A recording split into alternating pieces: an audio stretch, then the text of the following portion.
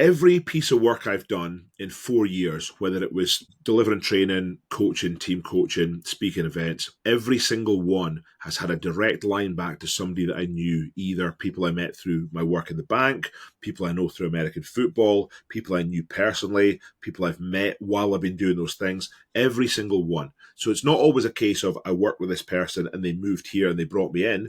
There are some like that. Sometimes it's I hosted an event 5 years ago at the bank that I don't. Welcome to Career Coaching Secrets, the podcast where we talk with successful career coaches on how they built their success and the hard lessons they learned along the way. My name is Davis Nguyen, and I'm the founder of Purple Circle, where we help career coaches scale their business to $100,000 years, $100,000 months, and even $100,000 weeks. Before Purple Circle, I've grown several 7- and 8-figure career coaching businesses myself, and have been a consultant at 2 career coaching businesses that are doing over $100 million each. Whether you're an established coach or building your practice for the first time, you'll discover the secrets to elevating your coaching business. Hey everyone, welcome to another episode of Career Coaching Secrets podcast. I'm your host Rexhen, and today's guest is Matt Davies, a dynamic leadership consultant, executive coach, facilitator, and speaker with a talent for helping leaders unlock clarity, confidence, and performance in today's complex work environments.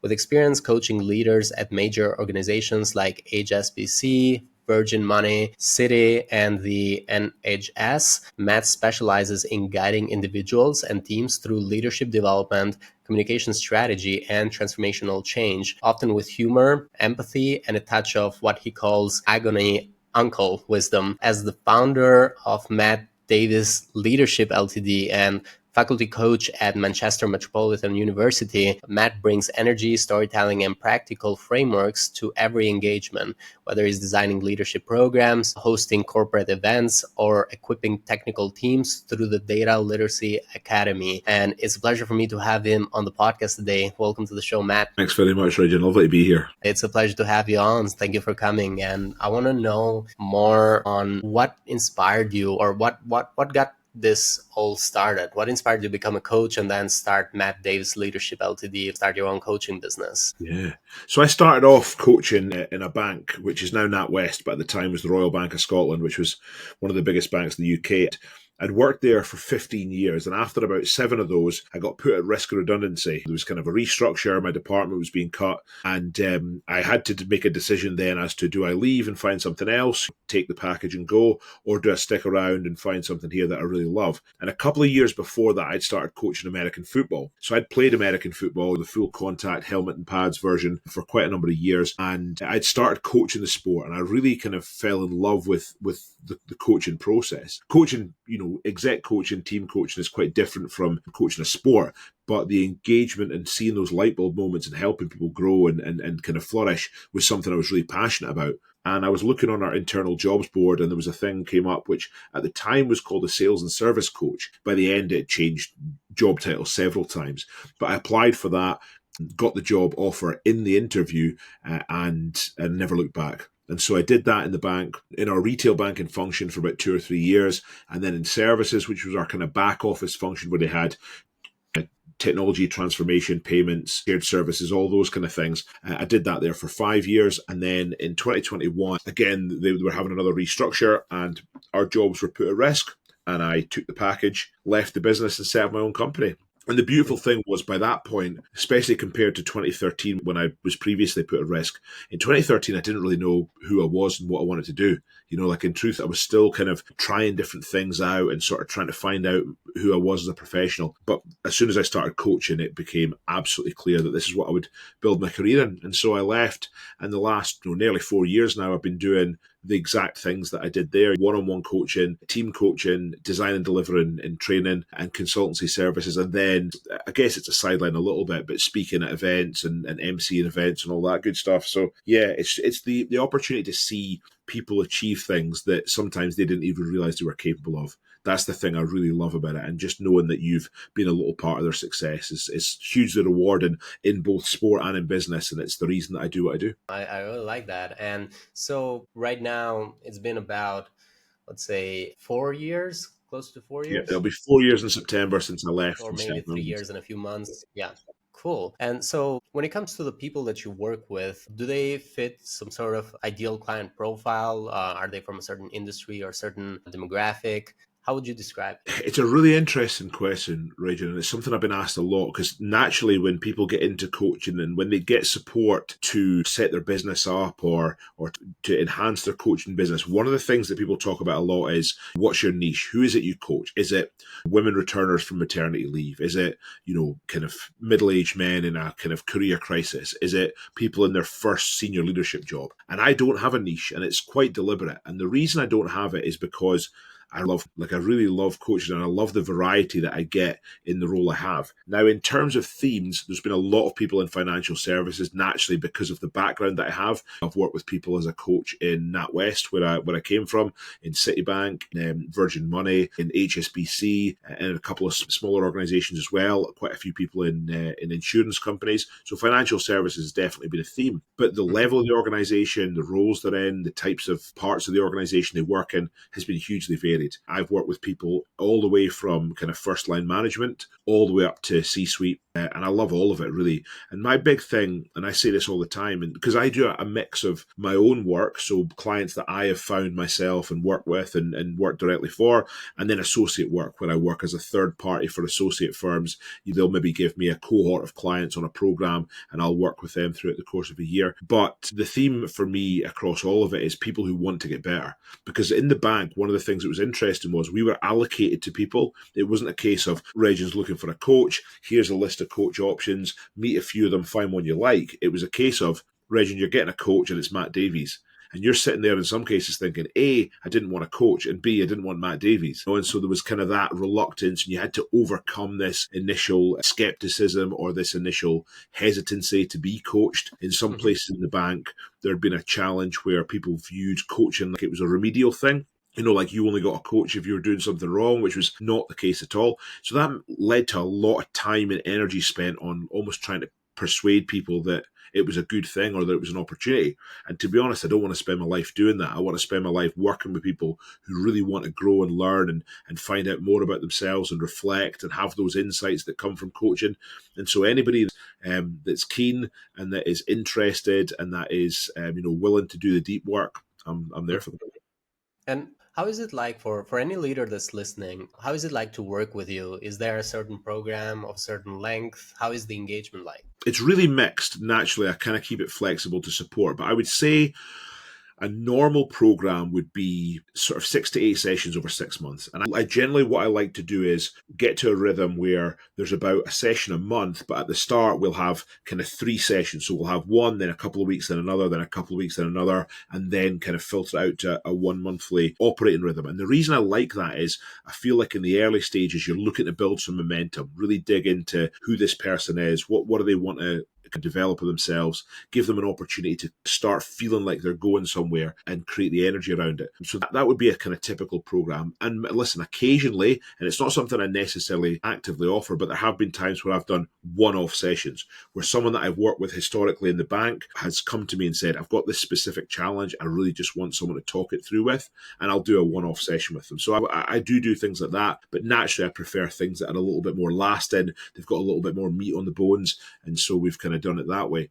And in terms of what it's like to work with me, I think one of the really interesting things in all of the lines of work I do, whether it's design and delivering training, whether it's coaching, whether it's team coaching, whether it's, kind of speaking at events, the thing I'm always reminded of is that as coaches and as facilitators and as, kind of trainers, we've all got the same books. We've all read the same stuff. We all read the same articles. We've all got access to the same podcasts. We can all go on the same courses. So really kind of the core content can be, you can get it from different sources. In the same way coaching goes, I've spent a lot of time and money developing myself as a coach, but lots of other people have been on those same courses and read those same books and things. What I think really separates coaches and trainers and facilitators is the personality, the energy they bring to it, the passion they bring to it.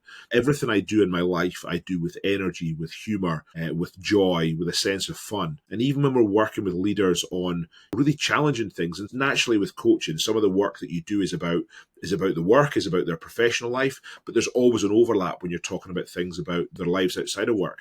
And I try and approach even the most challenging situations with a sense of joy and make people feel like, firstly, that I'm there for them and I've got their back. Secondly, that I'm a cheerleader for their success. I want to see them succeed. And thirdly, that the sessions that we have together will leave them feeling uplifted in some way, whether it's they've had an insight, whether it's they felt heard, whether it's they've, that agony uncle thing you mentioned. Sometimes people just need somewhere to go and vent. I can't vent to my bosses. I can't vent to my team because it's not appropriate. I don't want to be taking my work home and doing it to the family. So sometimes it's as simple as that. But I think the joy and the energy and the passion are the golden thread that run through everything I do. Thanks so much for sharing that, Matt. And so for the coaches listening to this part of the podcast, where do you find your clients? Or let's say in terms of marketing channels, which marketing channel is working best for you? And I'd love to probably dive a little bit in the strategy as well. Absolutely. Every piece of work I've done in 4 years, whether it was delivering training, coaching, team coaching, speaking events, every single one has had a direct line back to somebody that I knew, either people I met through my work in the bank,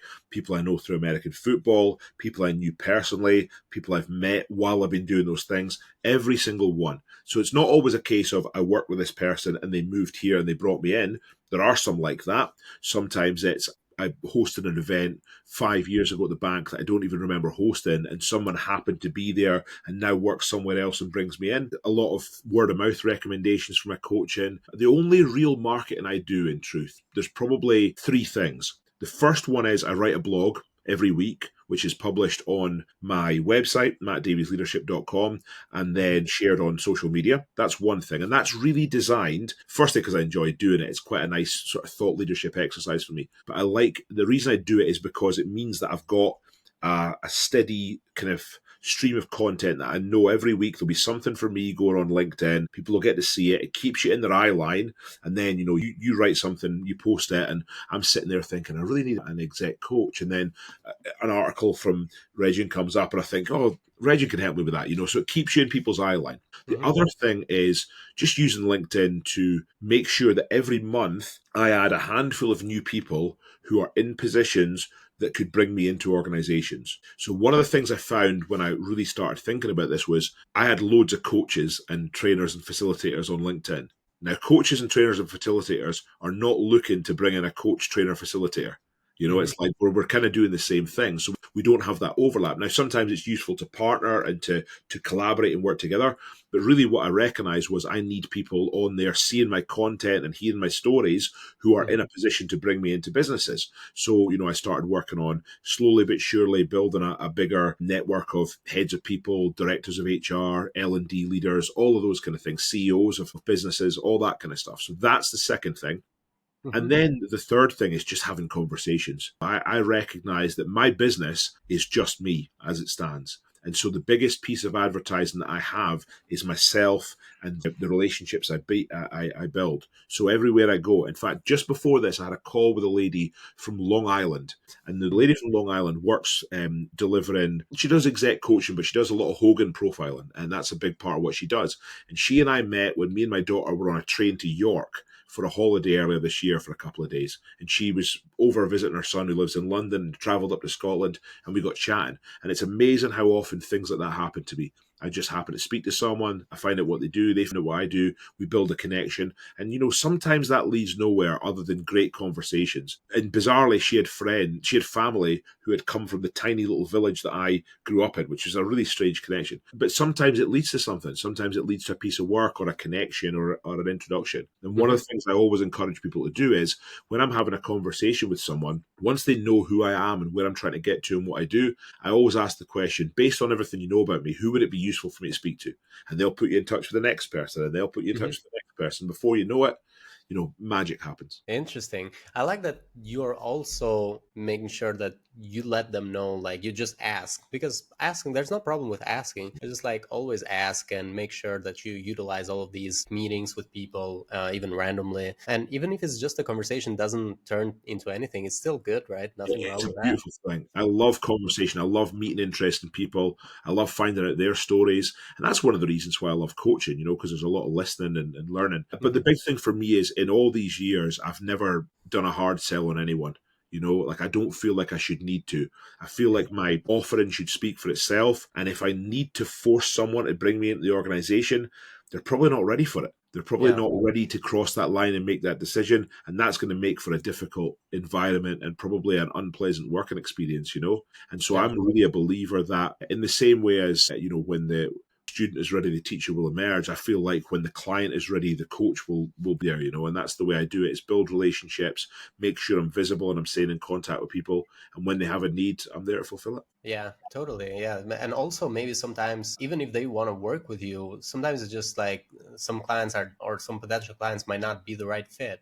Absolutely. Might be a good idea just to like have the relationship stop there, because it just like might be a waste of time for both ends. That's absolutely the case. And I think that's why chemistry meetings and coaching are so important. Every coach, every client I've ever worked with, and this goes back to even when I'd first started on my own. And listen, let's be honest, as coaches, when you start your own business, if you start your own business as a bricklayer, if you start your own business as a window cleaner, there's always that thing of like, I got to keep the lights on here. Like I've got to generate some income to make this business viable, to feed my daughter and keep the kind of roof over our heads. So there is kind of a thing like, oh, I really hope that this turns into something. But I've always kind of had those chemistry meetings and said in the chemistry meetings, go out and meet a couple other coaches. Speak to them, do a chemistry meeting with them, and pick the one that you really connect with. Pick the one that you really find that connection with. And I had a new client I started with last week, and we sat down and he said, Matt, I don't know if you've been told this in the feedback, but one of the things I want to say was that I met with 4 or 5 other coaches, and I picked you because you asked the best questions. Now, first, that's a beautiful thing to hear, right? Because as a coach, you kind of pride yourself on the question you ask. But also, what he's really saying there is, you asked the best questions for me at this stage of my life. Like, we were a good fit for where he is right now.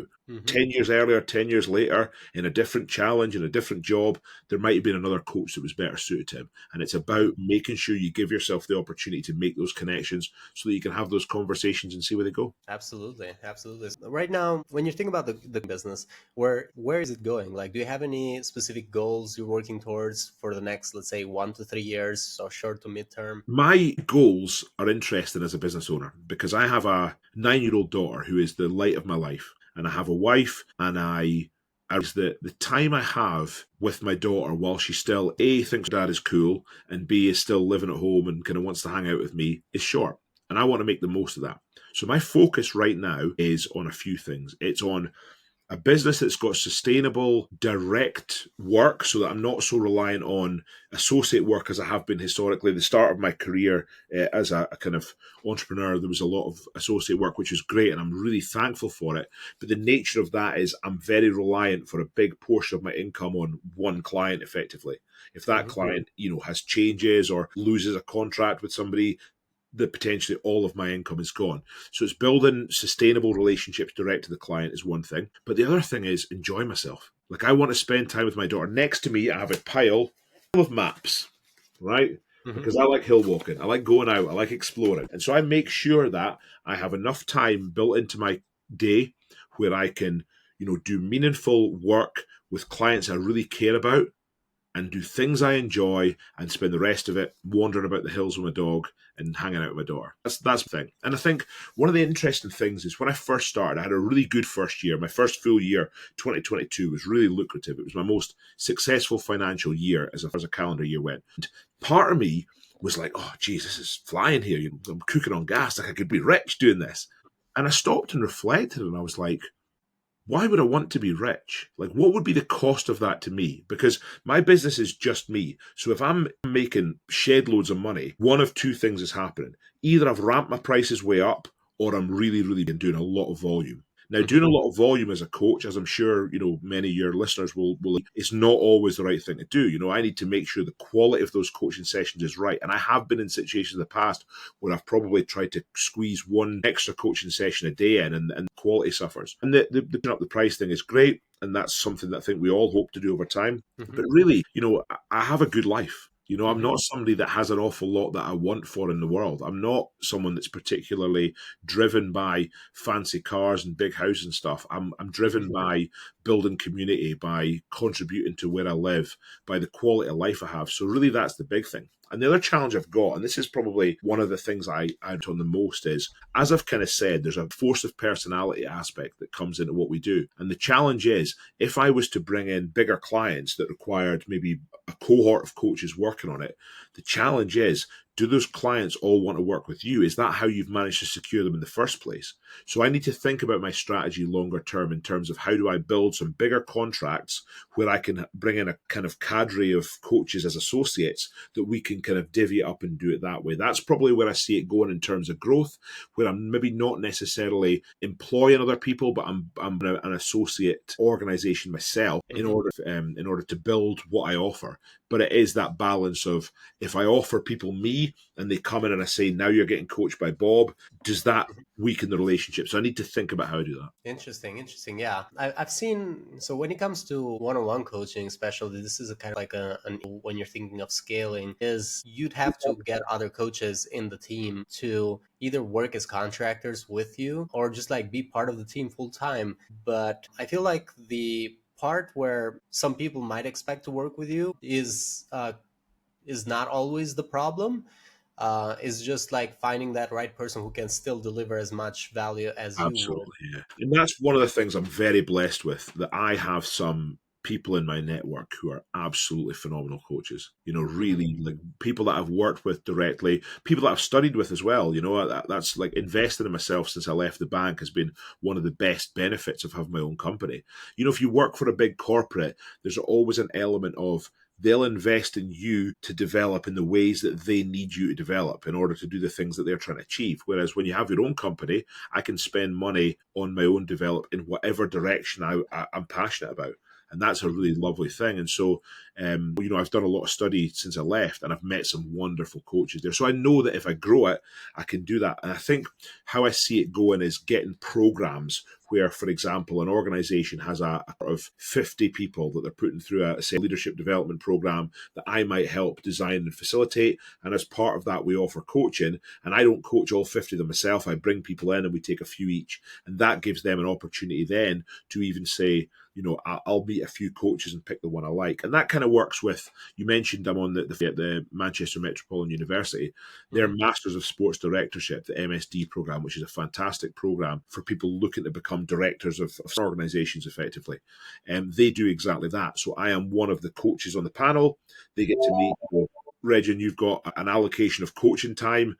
Go and meet these coaches, have a look at their profiles, meet a few of them, pick one, and then get on with it. And that gives people the opportunity to still find that the right fit for them, but kind of keep it in-house, Absolutely. So the other thing I wanted to ask you is more on investments, and this goes back to the research AOEC.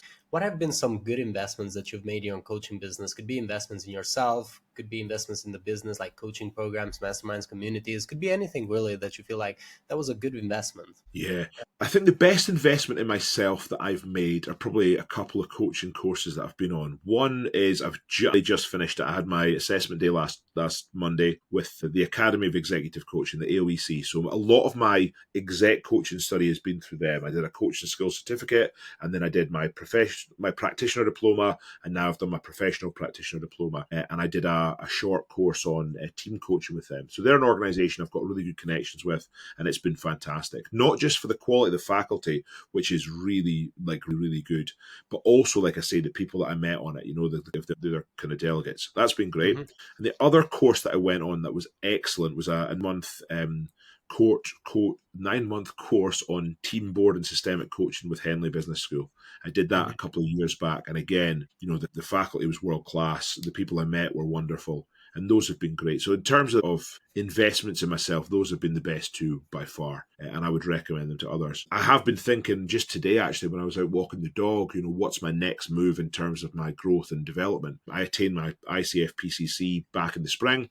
And so, while I'm not in a hurry to get there, naturally my next goal is going to be on that MCC, and what are the steps I might need to be taking now to get there. But equally, and this is really more important for me, is what are the things that are really going to fire me up, that I'm really going to learn from, that I'm going to be engaged with, that I'm going to fall in love with, So that's also an interesting question. And having the luxury to be able to finance it through your business is a beautiful thing. Absolutely. And so just out of my curiosity, because I always want to learn about this, and based on our previous research last year. The thing about certifications is that when it comes to, when we think about it as an investment and the amount of return on that investment is generally has been not the strongest investment. So I'm thinking like, where do you see the value in getting a higher certification So that is an excellent question. I'm very glad you asked. And I have a love-hate relationship with this stuff. In fact, I'll tell you really interesting. I'm reading this book just now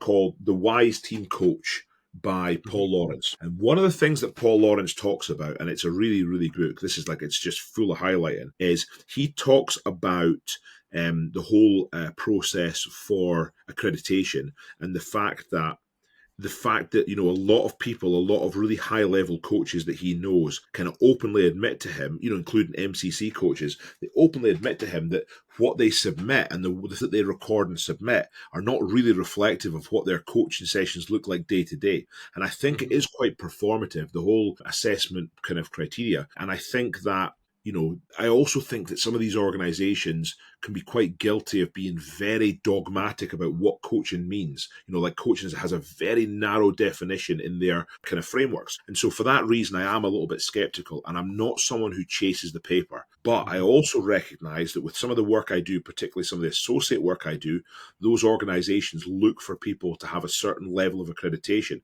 And I know that if I'm able to continue moving up, I'm ultimately able to continue working with a more senior group of clients, perhaps, and commanding higher fees. And that aspect of it is quite important. I think the accreditation for me is really more about feeling like I'm progressing. I need to feel like I'm making progress in a certain direction, and I quite like accreditation for that. But also I think there's something there about showing and by the world I mean, the kind of the world of potential coaching clients, that I really take what I do seriously, And I think for me, one of the reasons that's quite important is because I am someone that, I've spoken about this earlier on, but, I do everything with a lot of joy, with a lot of humor. And I think sometimes what that does is it gives people an impression you just don't take things that seriously. I take what I do professionally incredibly seriously. I just don't take myself too seriously. And I think to show people that, my kind of work towards certain levels of accreditation is quite important. But you're absolutely right. I mean, if you think of the money that I spend in re-accrediting and being a member of, for example, the ICF, do I see a direct return on that? Probably not to the same extent. Because the truth is that when you're working with clients who are coming directly to you, it's different if you're working through an associate firm or even through an organization where they have to bring you in through the procurement department. That if a person on the street comes to me as a coach, they don't know anything about the accreditation process. They couldn't care less if you're accredited by McDonald's. Like, they're just not that interested. You either add value to them or you don't. And what piece of paper you've got on your wall doesn't really make a difference. So there are times when it can be beneficial, and there are times when it just doesn't matter at all. That's actually what we found. So for most coaches that we interviewed about on last year, is there were mostly coaches that were, let's say, maybe 15% of them were working with organizations, and the rest of them were working with individuals. So people were coming to them. So for the ones that actually were working with organizations, some organizations would require you to have certain certifications. Not that if you didn't have them, you're not qualified. It's just like sort of their requirements. You just don't get in the door. Absolutely.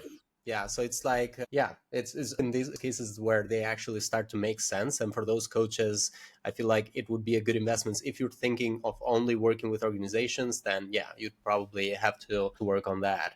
But if you're working, a great example for you, Rexhen, is one of, if not the biggest employer in the UK is the NHS, the National Health Service, right? Our National Health Service is a great institution. They bring in coaches to work with, their senior leaders. So you can go in, same deal, you can kind of put an application in, you do an interview. If you're accepted, you get added to the kind of faculty, and then people have the option to choose from you. If you don't have an ICF, PCC or equivalent, can't get in the door. That's simple. And to be honest, with an organization like that is a potential source of quite a lot of work, they do need some way of, kind of like sifting between, the of applications that they get, I suspect. And so it does make sense for them to have that. It's almost like we're trusting that the ICF or the EMCC or the AC have a level of quality control that means that if you've got this level of qualification, you're a decent coach, And I also think there's something there about the coaching marketplace is becoming ever more crowded. I feel like every time I go on, and there's part of that thing of when you buy a red car, everybody's got a red car because you're more attuned to it.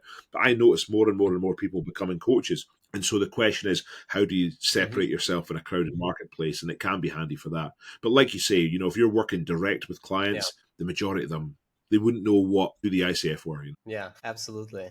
And I also wanted to ask you, when it comes to your business and your goals, what is a challenge right now for you? Is there any bottleneck that is kind of like slowing you down, or do you see any challenge in your coaching business? I think the stuff we've spoken about is probably the biggest thing about how do I grow the organization whilst still being able to offer a certain standard and quality and approach. Like I'm doing a piece of work actually at the moment with an existing client that I've done. This isn't a coaching thing, it's a kind of training delivery thing, but there will be a coaching element to it. And they approached me about something that they wanted to design and build. And I was like, that's not exactly in my wheelhouse, but I know a guy who could help. So we'll get together and we'll build it and deliver it together.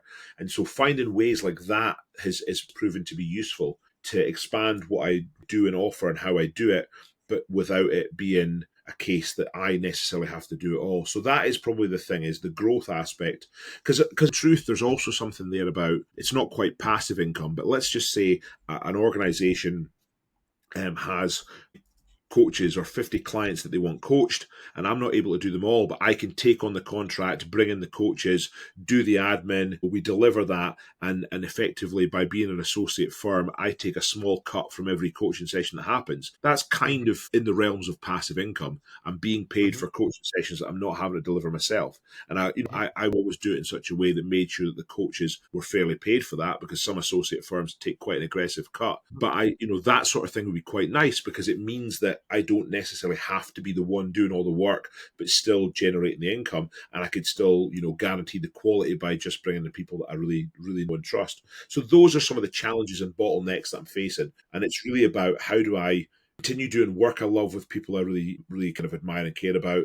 How do I build the kind of work-life balance that I want? And how do I kind of continue to grow the business to sort of future-proof me, to make sure there's money there for periods of time, to fill the breaks? I do it in a way that means that I'm future-proofing my business, so that if I have a period where the economy turns and people are no longer looking to invest in their people in the same way, that there's still money there to keep the lights on, Yeah, absolutely. And thank you so much for sharing that. And to get this conversation closed as well, although I'm really enjoying it, I wanted to ask, what advice would you give to other coaches who are looking to scale their impact? Yeah, absolutely. So the two things I would call back to are things I've mentioned. The first one is continue to invest in yourself. Your business will only be as good as the service that it offers. And if you continue to grow and develop yourself as a coach, and that doesn't always need to be going on hugely expensive coaching retreats. It could be just the books you choose to read. It could be the people you surround yourself with, the mastermind groups you join, the podcasts you listen to, including this one.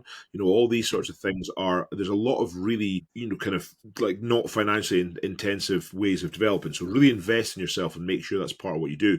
And a big part of that for me is journaling as well, making sure I'm kind of having a strong reflective practice. So that's the first thing. And the second thing is just speak to everybody. Just speak to people. Make sure everybody around you in every walk of your life knows who you are and what you do. And that doesn't mean you need to be going out there flyering your friends and family to go and get business, but make sure they know who you are and what you do and how you can help people, because it may not be the case that you can help them or that they need you, but they might know somebody who does. I spoke to a coach yesterday, and she was talking about how she got off the train and she was walking back to her car, and she happened to be walking side by side with this other person that just come off the same train. And naturally, you're sort of walking in step with somebody, you strike up a conversation. And she said, by the time I got to the car, that person knew who I was, they had my business card, they knew what I did, and they were racking their brains thinking, who can I put them in touch with that could benefit from the service? And that's really how we can build our businesses, in a really authentic, organic, honest way, where we meet people, we talk about who we are, they get a feel for our energy, and they can put us in touch with people that we can really help. Thank you. Thank you so much, Matt. And thank you for coming to a podcast today. It was a pleasure to have you on the show. For anyone who wants to connect with you or reach out to you, they can go into LinkedIn and look Matt Davies. They will be able to find you there. Is there also a website they could go to? MattDaviesLeadership.com. If they give that a look, that's a good place to find me. And obviously, you can contact me directly from there if anybody wants to get in touch and continue the conversation. Thank you. Thank you so much, Matt. And thank you for coming to the show, and have a great day ahead. I really appreciate it. Thanks for having me on. That's it for this episode of Career Coaching Secrets. If you enjoyed this conversation, you can subscribe on YouTube, Spotify, Apple Podcasts, or wherever you're listening to this episode to catch future episodes. This podcast was brought to you by Purple Circle, where we help career coaches scale their business to $100,000 years, $100,000 months, or even $100,000 weeks, all without burning out and making sure that you're making the impact and having the life that you want. To learn more about our community and how we can help you, visit joinpurplecircle.com.